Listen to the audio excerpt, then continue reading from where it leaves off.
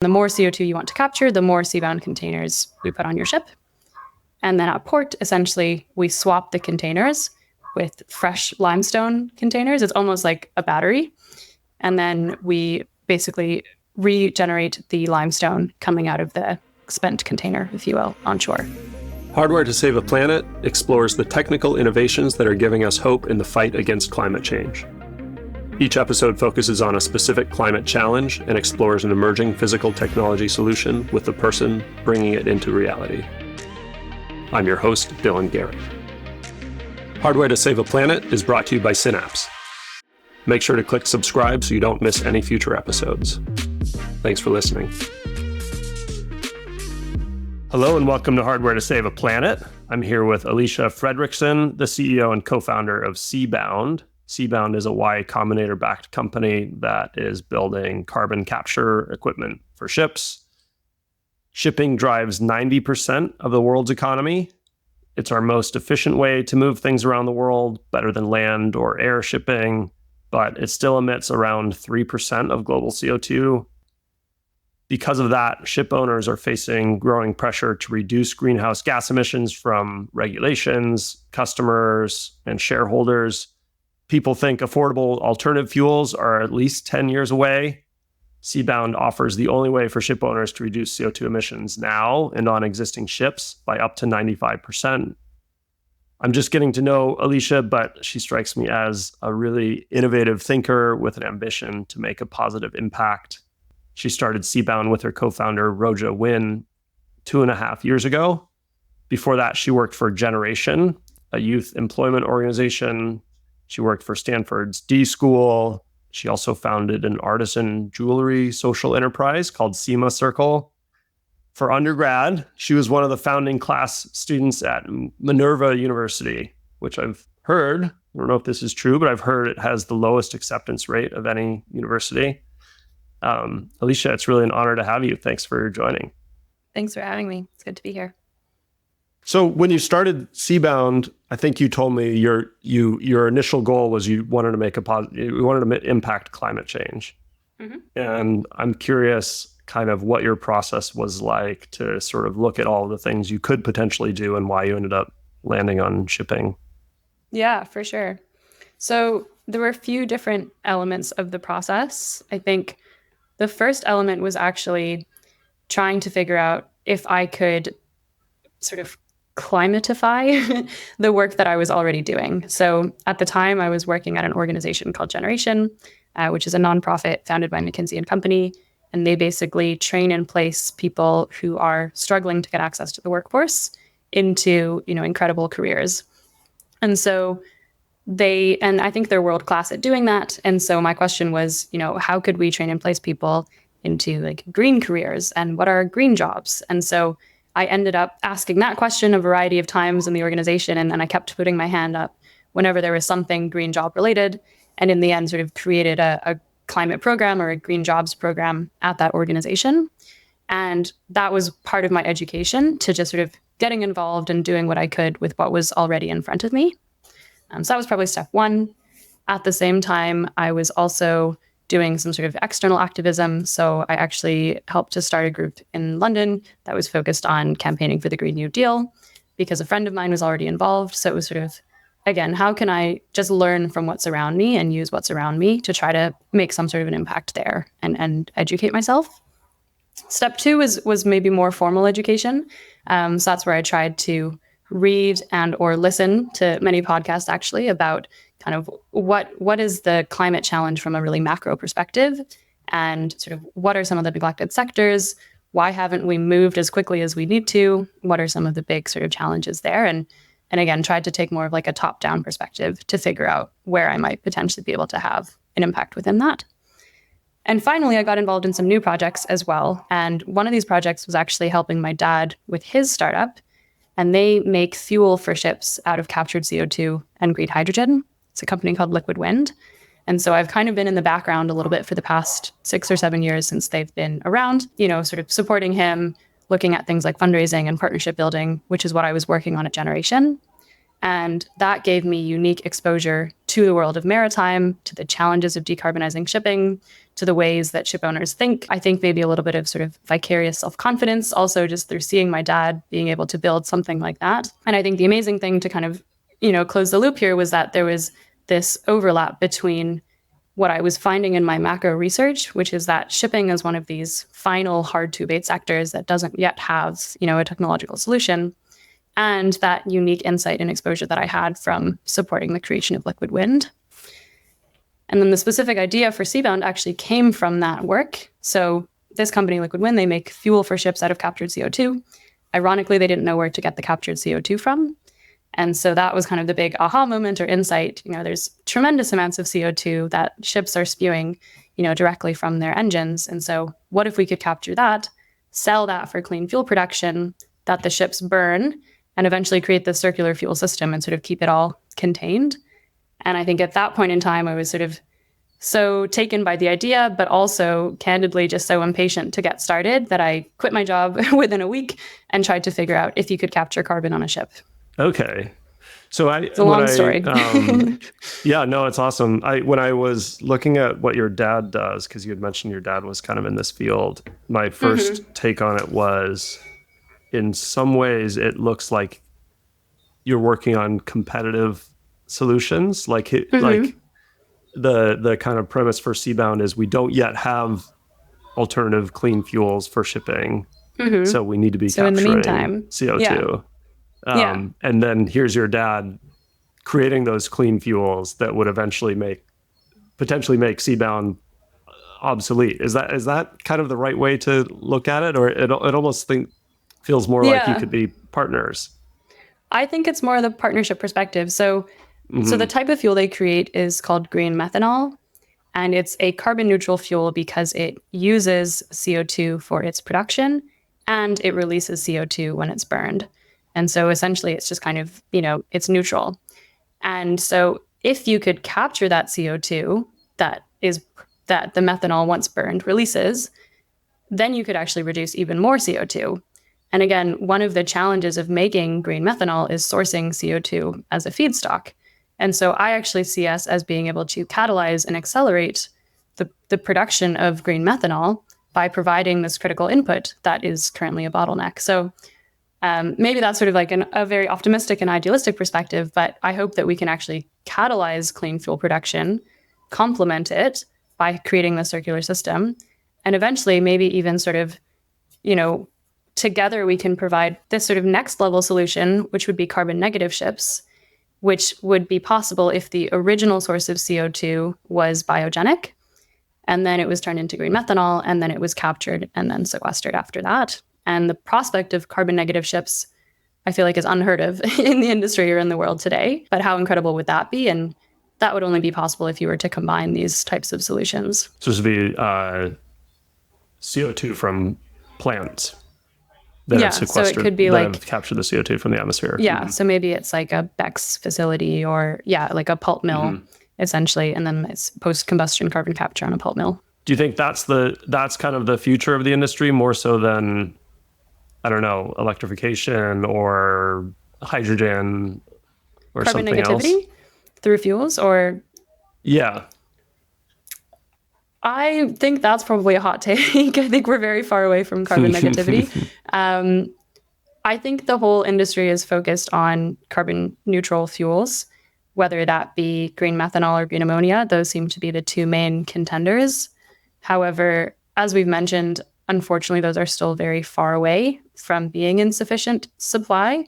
And there's also other industries that want the same fuels. So can't capture carbon post-combustion on a plane. It doesn't really work. The only thing you can really do for planes is swap out the fuel source using sustainable aviation fuel. And so that industry, and potentially others as well, are going to want the same fuels that the shipping industry wants. And usually the shipping industry is at the back of the line. They kind of get the dirtiest leftover fuel at the moment.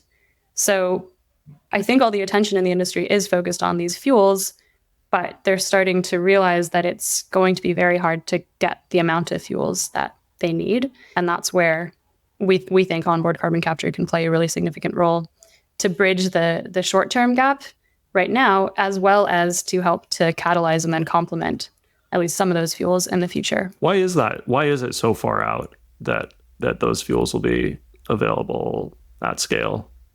Yeah. I mean, I think like shipping is really, really hard to abate for, I mean, a number of different reasons, but I think one of them is the willingness to pay. And so I think it's kind of mostly a market-based answer in the sense that, running a ship on carbon neutral fuel is more expensive than running a ship on conventional fossil fuels.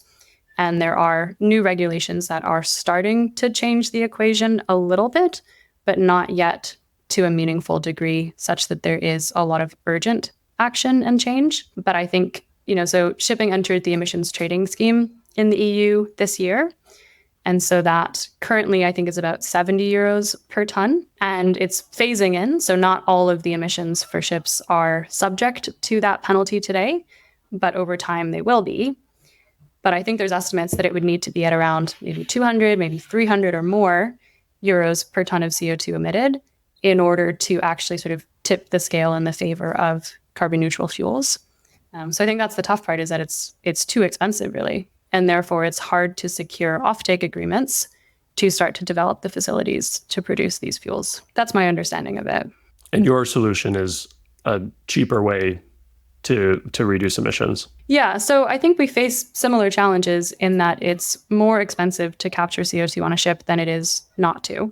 And so there needs to be an incentive to do so. And I think there's enough of an incentive for some of the first movers, maybe some of the early adopters, to start to adopt this technology, especially because our system can be retrofitted or installed onto existing ships for a very low price point, especially compared to some of these clean fuels that might need entirely new engines, which are very expensive. And so it is technically a retrofittable solution to put a new engine onto a ship and then to use a different type of fuel.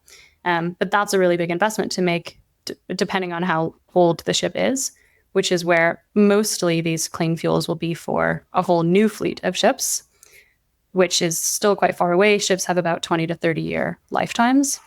So by offering a modular and incremental retrofittable solution like onboard carbon capture, we can help them to comply with regulation over time without having to make these really significant upfront investments. I see. So if you're a ship owner with an existing fleet, the prospect of retrofitting with new technology for clean fuels is just this massive investment relative to retrofitting for capturing CO2 emissions. And if the fuels don't exist yet, why would you do that? Why would you install a new engine for a new type of fuel if you're not going to use that new type of fuel? Yeah. I'd love to learn more about the pressure these ship owners are experiencing from regulation and things like that. And we did an episode with Remora. Are you familiar with them? Yeah, They're doing for sure. carbon capture on for trucks. For semi-trucks. Yeah. And if I remember right, what Paul described was a lot of that pressure is kind of coming from consumers ultimately. It was the manufacturers saying, we need to reduce our scope 3 emissions, and sort of rolling that down to their shipping, that was rolling down to the shipping companies. Interesting. Yeah. And or the trucking companies. The trucking companies, yeah. Mm-hmm. And that kind of desire to reduce scope 3 emissions from the manufacturers was coming from kind of some market pressure, some foreseen regulation in the future, and some kind of voluntary net zero targets and things like that. My understanding, and it's all fractured, right?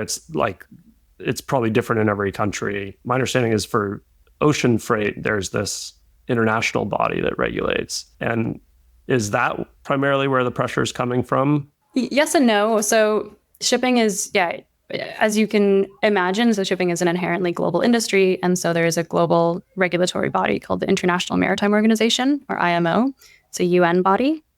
And they certainly have a lot of leverage and clout within the industry. And the regulations that the IMO set to reduce greenhouse gas emissions, I think, are probably the main reason why ship owners talk to us today, is because they know that IMO mandates do matter. I think that the urgency of IMO mandates isn't so severe that all ship owners are, installing new technologies today. And I think a lot of the sort of the actual implementation or the implications of not meeting the IMO mandates are actually more on the market side.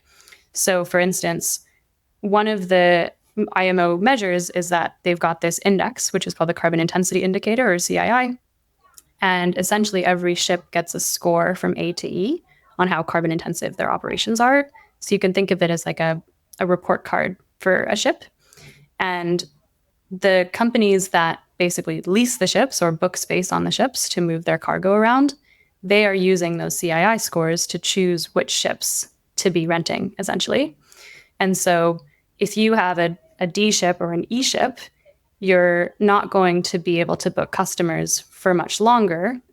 You're sort of starting to get an asset that is, depreciating in value. It's a sunk asset, I suppose, not to use too many shipping puns today. But so I think there's the sort of customer side in the sense that the regulator has given them a language or a framework that they can now use to make very specific demands about how green they want their ships to be. So I think that's really significant. Ships are expensive assets, and so they're financed by, this whole segment of sort of shipping specific banks. And so there's also a lot of potential influence to be contributing to the transition as well. So there's a group called the Poseidon Principles, which is basically a set of guidelines for how banks should make lending decisions based on how carbon intensive the ship's operations are. And they're using the IMO framework. Again, they're using those report cards to choose which ships to be financing. And I think it's something like 35 banks representing 80% of shipping finance have signed up to the Poseidon Principles. So I think candidly that the IMO regulations have limited teeth on their own, but because they create this new language that the rest of the industry uses, they do end up having a lot of influence. So that's the IMO. And then there's also, I think, teethier measures, specifically from the EU.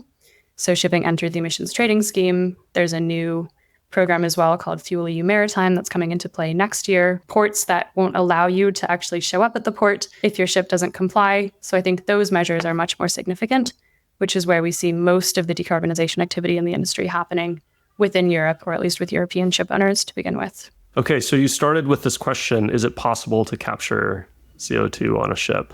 Mm-hmm. What happened from there? It is possible. We've done it. What's the answer? Okay, it is possible. Yes, it is possible. Good. How did you get there? We did our first pilot last year, so I can tell you for sure that we have captured carbon on a ship, and it's technically possible. Nice. We were technology agnostic initially. We didn't have the system, right? And so I think just to clarify that we took a very different approach, I think, than many other hardware startups or technology startups, where you might sort of invent something in a lab, or you come up with some sort of innovation through your research, and then you look for a way to commercialize that. Whereas for us, we started with the problem, right, which is shipping is still hard to abate. We started with the hypothesis that onboard carbon capture could be transformative. And then we basically used first principles thinking to try to figure out, if we could build a solution to actually sort of answer that question or to solve that problem. So we reviewed all of the different types of carbon capture technologies that are used on land to try to figure out, could any of them physically fit on a ship? What would the costs of that potentially be? What would be the pros and cons? What are the different technology readiness levels? We spoke to a variety of experts as well in the space, like different carbon capture experts, to figure out, again, kind of more nuanced details of those pros and cons. And then we started speaking to ship owners, probably uncomfortably early, prior to us really having any hypotheses of how we would solve their problems, but really just to learn about the challenges that they were facing and to try to get a sense of what their evaluation criteria essentially were. And that kind of helped us to figure out what are the hardest parts of this problem that we should be addressing in selecting which carbon capture technology to use. And it was things like, we can't burn extra fuel on board, right? So it needs to be very, very low in terms of its energy requirements on the vessel. Or, ports don't have CO2 offloading or receiving infrastructure. And it takes a long time for that infrastructure to be developed because it needs to be somewhat coordinated across the world. So we didn't want to have a pure CO2 solution that would be showing up at ports that ship owners would then be stranded with. So those are just a couple examples of the design criteria that we started to learn about in the approach that we took to talk to experts, talk to customers, and basically build a model to compare and contrast technologies. Mm-hmm. And what was the solution? What's the approach? Yeah. So in the end, we picked a second generation carbon capture technology called calcium looping, and we actually decoupled it. So we just do half of the process on a ship, and then we do half of it on shore. And that way, we've been able to kind of design a custom solution of carbon capture specifically for ship-specific constraints, rather than sort of taking the most mature carbon capture technology and trying to just miniaturize it and transfer it onto a ship. So the way that our system works is that on a ship, we basically use little pebbles or little rocks of calcium oxide to react with the CO2 in the exhaust gas that's coming out of the engine to make calcium carbonate. And that's also known as limestone. So the kind of simple way to think about it is that we make limestone on ships and the CO2 is trapped in those little pebbles.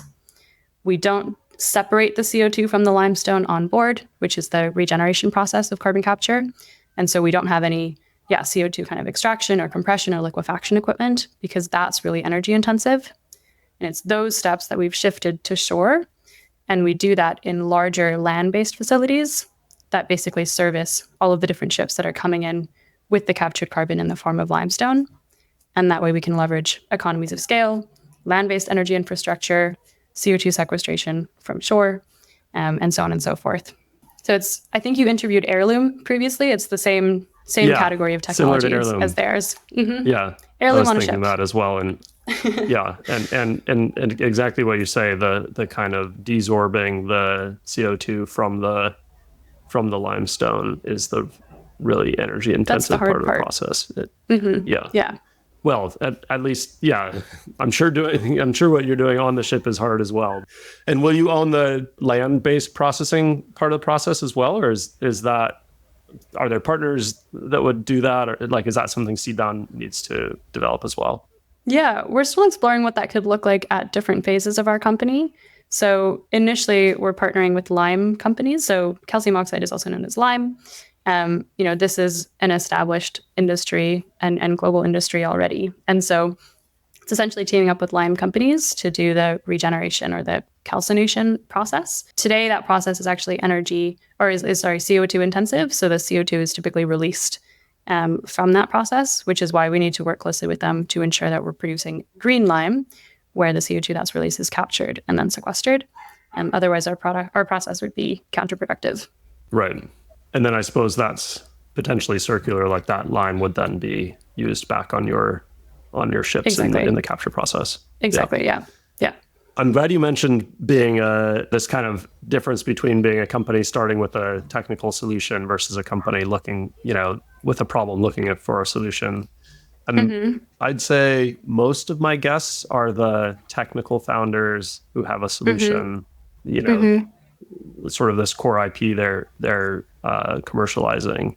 I'm curious what your experience has been like as a founder, talking to investors and building your company. Has that been a challenge for you? Do you think it's been an asset? What do you think about that? Because of that sort of unique approach we took to building it? Yeah, not being engineers, not being the technical experts in the field in what you're doing, is that, do investors appreciate that approach? And do you think that's an advantage in that you're sort of technology agnostic, or is there is that a challenge for you? It's a good question. Yeah, I think it depends on the type of technology that you're building. I don't think that you could take the Seabound first principle approach for a fusion startup. I think you'd probably need like deep technical expertise that, you'd probably need to be like a world expert. I'm imagining. If you have a first principles fusion startup founder, please let me know. And I think they'd be really cool to talk to. But so I think because part of our premise is that, we're taking technology that's relatively mature on land. It's not entirely mature, that we're still doing a lot of the development in-house, but there's no fundamental science risk with what we're doing. It's fairly simple chemistry. There's engineering challenges for sure. But I think because of that, perhaps the sort of level of technical proficiency and kind of world-classness isn't as high for our particular context. And so I think instead what investors care about for us, is did we have some sort of unique insight into why this type of approach or why this category of technology could be promising for the industry? And that's where my background, supporting liquid wind came into play as well. Then there was, do customers actually want this? And that's where the fact that we'd spent a lot of time with customers early on to understand their challenges and to kind of learn, how they think and how they'll approach this, that was really critical. And we had a variety of letters of intent from ship owners before we did our first fundraise. So, I think mostly investors care if customers care. And if you can develop something that customers care about, I don't think customers have as high of a bar for your level of technical background, if that makes sense. Like, as long as you solve their problem in a meaningful way, at a good price point, I don't think it matters if you're an engineer or not. Can you give me a sense of what the system looks like and what it means to integrate it with a ship? Yeah, so picture a shipping container. So we use standard 20-foot shipping containers, and then we're modifying them to fit our carbon capture system inside that. So each Seabound container is both a carbon capture device and a carbon storage system, because it keeps the captured CO2 in the form of limestone inside. And the more CO2 you want to capture, the more Seabound containers we put on your ship. And then at port, essentially, we swap the containers with fresh limestone containers. It's almost like a battery. And then we basically regenerate the limestone coming out of the spent container, if you will, on shore. Okay.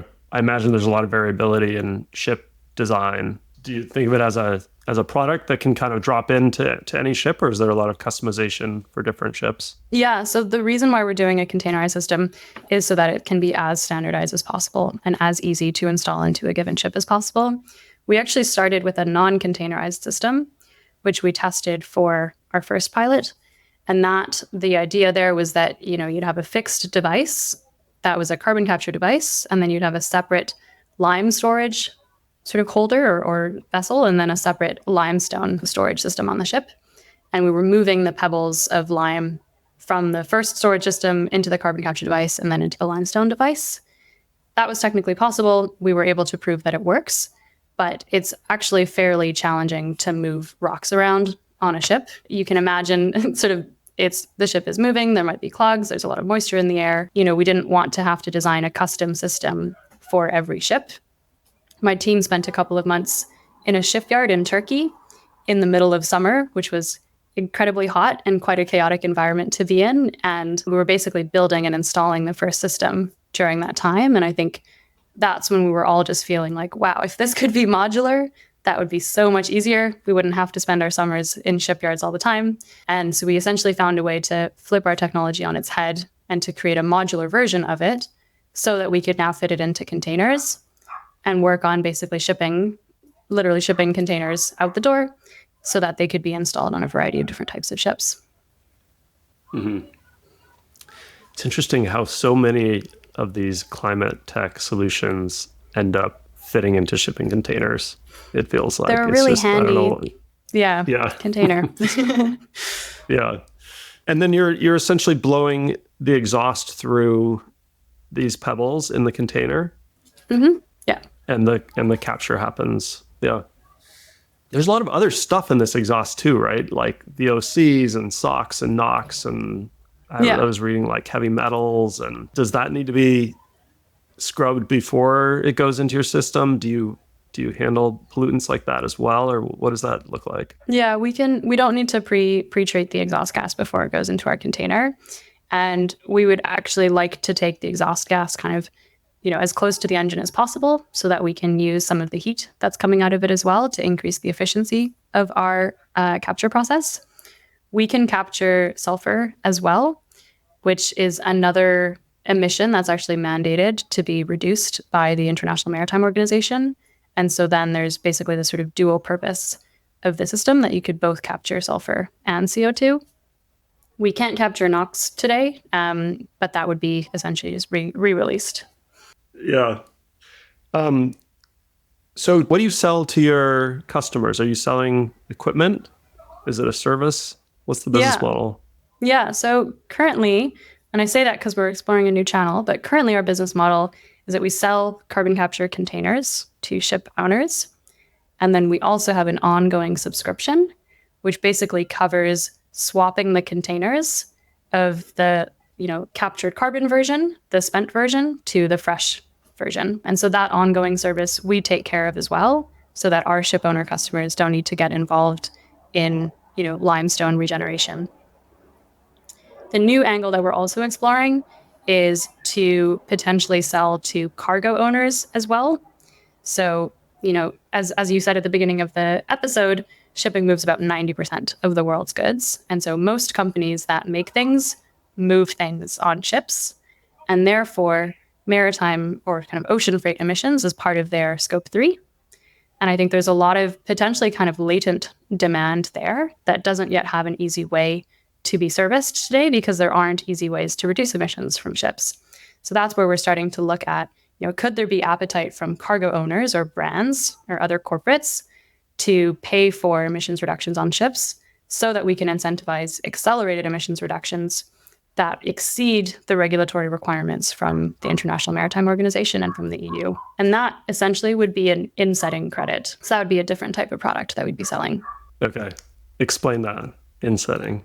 Insetting. So offsetting is essentially where, you're emitting CO2 from your company's operations. You want to reduce the CO2 emissions, but you don't have a way to do so, or you don't want to pay to do so. And so you can basically pay for a CO2 reduction elsewhere, which would be an offset, and that would be outside of your supply chain. And the most kind of classic example is that you pay for trees to be planted somewhere. And so it's sort of like apples to oranges a little bit, in the sense that, your emissions are unrelated to trees probably, but you're paying for trees to be planted. And then there's a CO2 equivalent kind of reduction. Insets would be that you are reducing emissions in a way that is actually like part of your supply chain. Let's say, to use a very clear example here, let's say that you move goods around on a ship. If you reduce emissions from that ship, then you're reducing emissions in your supply chain. And that typically falls into scope 3 emissions for most companies. And so it's more of an apples to apples comparison, right? Maybe you're not paying for emissions reductions on the specific ship that you're moving goods on, but so long as it's a ship and it's a comparable type of emissions reduction, then it would be considered a carbon inset. Does that make sense? Yeah, it's making me think of another question I wanted to ask you, which is kind of this moral hazard argument with point source carbon capture. Yeah, sure. Which is that if by giving people a way to continue to burn fossil fuels without emissions, are we pushing out efforts to find cleaner solutions, move to cleaner fuels or electrify or whatever it may be? What's your perspective on that? Yeah, I mean, that's where the label hard to abate kind of came from, is that there's these sectors or these assets such as ships that are so hard to decarbonize in the ways that we might decarbonize other sectors. It's very, very hard to electrify a ship. You'd probably need a battery sort of half the size of the ship, unless it was doing maybe a very, very short route, like a coastal service or something like that. But if there is an alternative like electrification, then by all means, I would like to support that. And that's also why we're not starting with ferries, or we're not starting with sort of, short sea vessels, because I think those will be fairly well serviced by electric solutions. But if there is no other way to reduce emissions and it's truly hard to abate, then I think, we still need to reduce those emissions in some way. And that's where carbon capture can be really instrumental. And ultimately, the atmosphere doesn't care. The atmosphere doesn't distinguish between how the CO2 has been reduced. So I think that's where it's kind of all of the above that we need to do. And that's where this is a fairly pragmatic approach, but one I think that's really needed, especially for this sector. Mm-hmm. Can you share some of the just high-level financials of how a customer of yours is looking at this? Maybe your sort of current business model. What's that initial investment, and I guess the subscription cost? Are we talking hundreds of thousands of dollars? Yeah, millions? So what does that look like? The shipping industry is actually, I think, fortunately moving towards thinking about things in terms of price per ton of CO2 captured, which is kind of fairly aligned with how the rest of the climate tech ecosystem thinks about things. And I think that's especially facilitated by shipping being on the EU's ETS system, where there's a penalty per ton of CO2 reduced, which is, currently at about 70 euros per ton. It has been at 100 before. There's estimates it could go up to 200. But so that's where, the sort of easiest comparison for a ship owner would be, does the carbon capture system, does the clean fuel, cost less than the penalty of emitting CO2 on the ETS? So that's kind of like the basic way that ship owners think about it. I think the other way to think about it is, what is the price? What's the sort of ticket price potentially for being able to operate your ship continuously by being compliant with regulation? So let's say that you have a 10-year-old ship that you paid $100 million for, and it is struggling to comply with EU's regulation next year or with IMO regulation. Then, you might need to prematurely scrap that ship unless you find a way to reduce its emissions. And that's where carbon capture could be, the sort of low-cost ticket to continue using that ship, to continue making money with that ship in the way that you usually do, with your business as usual. So I think there's different ways that ship owners are making these types of decisions. But those are probably just two examples. And so, I guess I didn't really answer half of your question there, which is like, how much does a Seabound system cost? Should I go to that? Yeah, if you're willing to share, I'm curious, just order of magnitude. Yeah, so our goal would be to get to about 100 or 150 per ton of CO2 captured.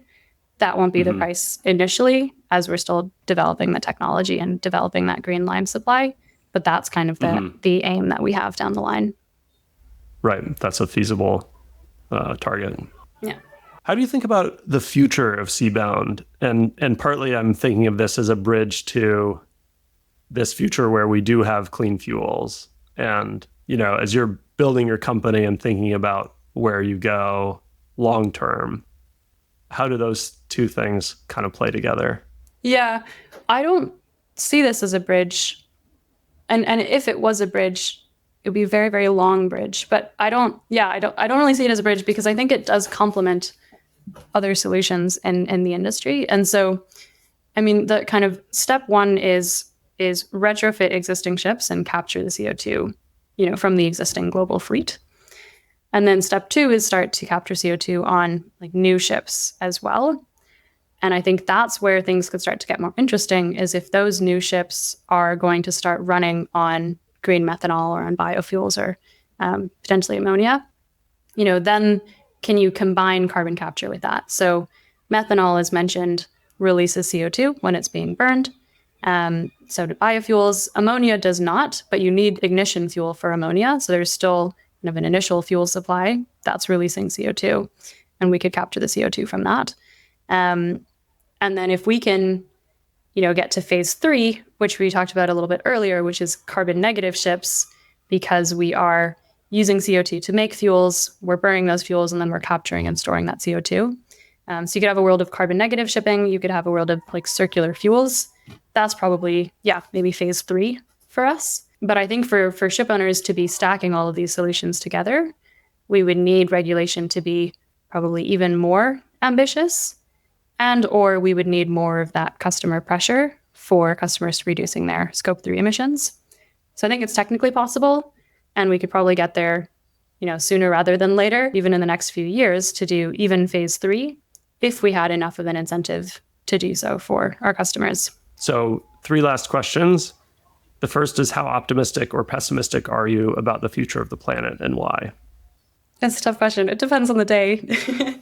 I think that's okay. I think I'm more optimistic than pessimistic, because I have met so many incredibly smart, talented, kind, resilient, ambitious people that are working on incredible climate tech solutions, from all different sort of angles, whether that be as founders of startups or investors or policymakers or, corporates in sustainability positions. There's so many good people working on this. and there's even more people that want to get involved, that in itself gives me optimism. That's a great tee up for my next two questions, actually. So the next one is, who is another company or individual doing something to address climate change that's inspiring you? The first person that comes to mind is Dr. Ayanna Elizabeth Johnson. She straddles kind of a variety of different worlds, but she's I'm going to butcher this, I think she's a marine biologist, kind of policy nerd, author. She wrote the Blue New Deal. She's created a variety of incredible programs, but I think she's been this amazing advocate for kind of bridging the worlds between science and policy and inviting other people to get involved in tackling climate in their own ways as well. She's created something called the climate Venn diagram to help people think about like what they could do about the climate crisis. And she's been, very, very sort of welcoming of other people getting involved. So she's probably the first person that comes to mind. Cool. I'll look it up, which is another great segue to the last question, which is, what advice do you have for someone not working in climate today who wants to do something to help? Sounds like maybe they could look at this Venn diagram. Yeah, look at the Venn diagram. I think start with what's accessible to you. Like that was kind of what I did with my journey, is I just tried to figure out like, okay, I have a friend working on the Green New Deal. Let me go like support that friend. Or I have a parent working on a new startup. Let me go help that person. And so, you don't need to take on incredibly challenging and daunting and foreign elements of the challenge from day one. But you can kind of take baby steps essentially and sort of use what's around you to get started. And I think maybe the other thing, and hopefully we're an example of that, is that you don't have to be an expert before you get started. You can let the work teach you. And I actually think, I would hope that ship owners agree, but I think there's something powerful about the fact that most of what I've learned about the shipping industry, I have learned from customers. And I'm kind of like, I don't have my own biases and sort of preconceived notions coming into this space. And that's where, again, the work can teach you if you're open to it doing so and if you're comfortable not being an expert. So you don't have to have all the answers before. You just have to get started. Awesome. Well, I think you've set an excellent example of how impactful that approach can be. Thank you. Thanks a lot for your time, Alisha. That was really fun. Thank you. Yeah, it was a fun conversation. Thanks for having me. Hardware to Save a Planet is brought to you by Synapse. To find out more about us and how we develop hardware solutions for the world's most ambitious companies, head to synapse.com. And then make sure to search for Hardware to Save a Planet in Apple Podcasts, Spotify, and Google Podcasts, or anywhere you like to listen. Make sure to click subscribe so you don't miss any future episodes. On behalf of the team here at Synapse, thanks for listening.